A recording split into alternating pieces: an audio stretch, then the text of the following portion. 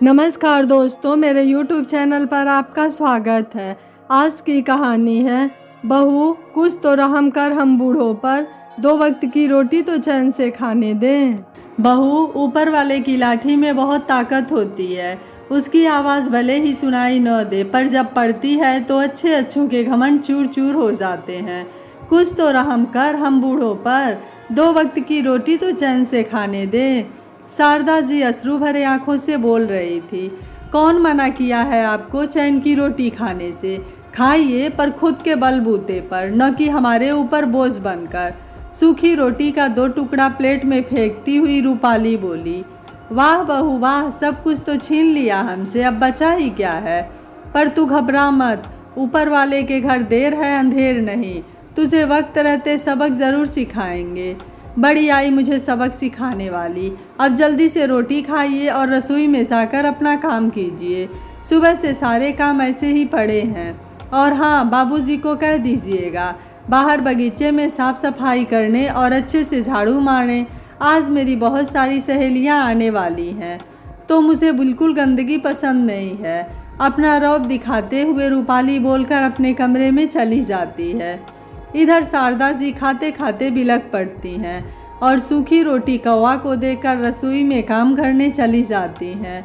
दूर खड़े शारदा जी के पति जगमोहन जी अपनी पत्नी की दशा देखकर रो पड़ते हैं और झाड़ू लेकर बगीचे की साफ सफाई में लग जाते हैं।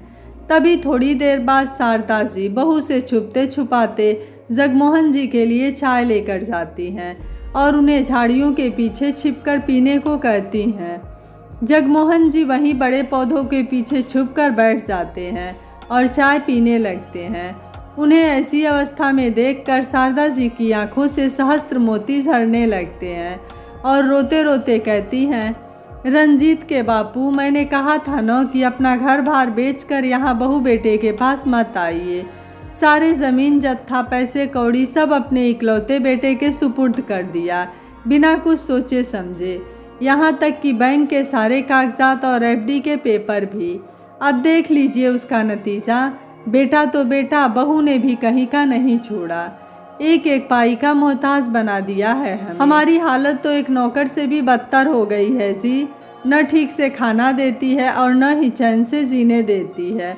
मैंने कितनी मिन्नतें की थी आपसे कि अपने जीते जी अपने बच्चों को कुछ भी न दीजिए, पर आपने मेरी एक नहीं सुनी और आज की आई लड़की हमारा जीना दूभर कर रखा है। माथे पर चिंता की लकीरों के ऊपर हाथ धरे शारदा जी ने अपना दर्द बयां कर रही थी। हमें माफ़ कर दो शारदा, मुझसे बहुत बड़ी भूल हो गई। मैं बेटे के मोह में अंधा हो गया था। मुझे अच्छे और बुरे का फ़र्क नहीं दिखाई दिया। मुझे लगा रंजीत के बिजनेस में भारी नुकसान हुआ था, तो अगर मेरी मदद से उसे कुछ आराम मिल जाए तो मैं अपने पिता का फ़र्ज निभाने में सफल हो जाऊंगा। पर मैं गलत साबित हो गया शारदा। मुझे बहू पर पूरा भरोसा था कि वो हमारा पूरा ध्यान रखेगी। उसके व्यवहार में कभी इस तरह का छल कपट नहीं देखा था मैंने। पर पैसे आते ही उसका घमंड 7वें आसमान पर होगा, ऐसा सपने में भी कल्पना नहीं किया था। पर अब बहुत हो गया हमारा अपमान। जिसकी कमाई के पैसे पर ये लोग ऐश कर रहे हैं, उन्हें ही 2 वक्त की रोटी के लिए इन पर निर्भर रहना पड़ रहा है। मैं आज इन दोनों को साफ साफ शब्दों में कह दूंगा, मुझे मेरे पैसे चाहिए और नहीं रहना है हमें इनके रहमो करम पर। जगमोहन जी पूरे गुस्से से भरकर बोल रहे थे। अब तो जगमोहन जी और शारदा जी को रात का इंतज़ार था कि कब रंजीत आए और अपने दिल की बात कहें। जैसे तैसे दिन कट गया। रात के 8 बजे रंजीत आया। आते ही अपनी माँ और बाबूजी पर गुस्सा करने लगा, क्योंकि दोनों पति पत्नी हाल में बैठकर रंजीत का इंतज़ार कर रहे थे। ऐसे तो रंजीत के आने से पहले ही शारदा जी और जगमोहन जी अपने अपने कमरे में चले जाते थे। उन्हें कहा गया था कि रंजीत के आते ही अपना रोज का दुखड़ा नहीं सुनाइएगा। बीते कुछ सालों से जगमोहन जी और शारदा जी ने रंजीत को कुछ कहना भी छोड़ दिया था, क्योंकि रंजीत उनकी बातों पर यकीन ही नहीं करता था। उसको लगता था कि मेरे माता पिता जानबूझकर मेरी पत्नी के खिलाफ मेरा कान भरते हैं। आज जब माता पिता को ऐसे बैठे देखा तो वो गुस्साने लगा। तभी जगमोहन जी जोर से चिल्लाए और कहें, आज मैं यहाँ से नहीं जाऊँगा जब तक मैं तुमसे अपने दिल की बात न कह दूँ, और आज तुझे सुनना ही होगा। आवाज़ सुनते ही रूपाली भी अपने कमरे से बाहर आ गई और शारदा जी को कहने लगी, क्या आप भी माँ जी बाबूजी को कमरे में ले जाइए। कब से मैं बोल रही थी कि चले जाइए अपने कमरे में, आपको तो इन्हें परेशान करना है बस। अभी अभी तो आए हैं काम से वापस और आते ही शुरू हो गए हैं आप लोग। एकदम चुप हो जाओ रूपाली, चुप। बहुत हुआ तुम्हारा आप ड्रामा, बर्दाश्त नहीं करूँगा। ज़ोरदार आवाज़ में जगमोहन जी बोले। जगमोहन जी को इतने गुस्से में आज पहली बार देखा था रंजीत ने और रूपाली ने। पहले हमेशा सबका सुनकर बिल्कुल शांत रहते थे, पर आज का ये रौद्र रूप उन दोनों ने पहली बार देखा था। इसलिए रंजीत बोला, तो बताइए आपको क्या कहना है। गुस्से से जगमोहन जी कहते हैं, मैं और मेरी पत्नी कल ही वापस जाएंगे। अब मुझे एक पल भी इस घर में नहीं रहना। मेरे जितने भी पैसे हैं वो कल के कल मुझे चाहिए, और जितने भी कागजात और बैंक के पेपर हैं वो भी मुझे अभी के अभी चाहिए, और वो 10 लाख के एफडी के पेपर भी ला कर दो। बाबूजी की बातें सुन दोनों के चेहरे पर 12 बज गए। दोनों परेशान होते हुए कहते हैं, पर माँ बाबूजी आप अचानक ऐसे कैसे बोल सकते हैं।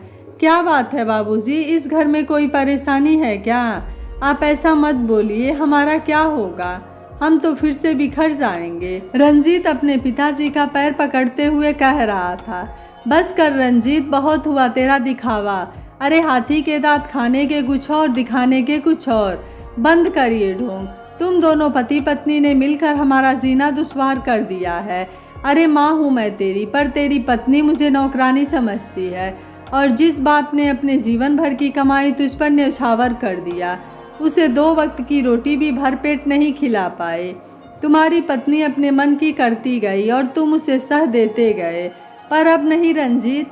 अरे 1 वक्त की भी रोटी खाएंगे तो आत्मसम्मान के साथ खाएंगे, पर अब यहाँ एक पल भी नहीं रुकेंगे। शारदा जी आंखों में आंसू लिए बोलती जा रही थी, ए माँ माफ़ कर दे, पर ऐसा मत कर माँ। कान पकड़ते हुए रंजीत बोल रहा था, पर अब जगमोहन जी और शारदा जी इनके मगरमच्छ वाले आंसुओं से पिघलने वाले नहीं थे। उन्होंने जो फैसला कर लिया था कर लिया। मजबूरन रंजीत को सारे पैसे वापस करने पड़े। अपने हक की कमाई लेकर दोनों पति पत्नी आत्मसम्मान की पोटली लेकर अपने गांव की तरफ निकल पड़े। गांव जाकर उन्होंने अपनी फिर से गृहस्थी बसाई और शारदा जी के साथ खुशहाल से आत्मसम्मान की जिंदगी जीने लगे। दोस्तों, अपने जीते जी कभी भी अपनी सारी प्रॉपर्टी अपने बेटे बहू के हवाले नहीं करनी चाहिए, क्योंकि बेटे बहू कब अपना रंग बदल ले यह कोई नहीं जानता है। सभी बेटे बहू एक जैसे नहीं होते हैं, लेकिन फिर भी अपनी सुरक्षा के लिए अपने जीते जी अपनी प्रॉपर्टी अपने पास ही रख। मरने के बाद तो यह बच्चों की ही होगी। बच्चों के पास अपमानित होकर रहने से अच्छा है कि सम्मान के साथ उनसे दूर ही रहें। आपको जगमोहन जी का फैसला कैसा लगा, आप मुझे अपनी राय कमेंट बॉक्स में ज़रूर दीजिएगा। वीडियो पसंद आया है तो वीडियो को लाइक करिएगा। चैनल पर नए हैं तो सब्सक्राइब करने के साथ साथ नोटिफिकेशन बेल को ऑन कर दीजिएगा। इस चैनल पर ऐसे ही प्रेरणादायक कहानियाँ अपलोड होती रहती हैं। Thank you for watching. मिलते हैं अगली कहानी में।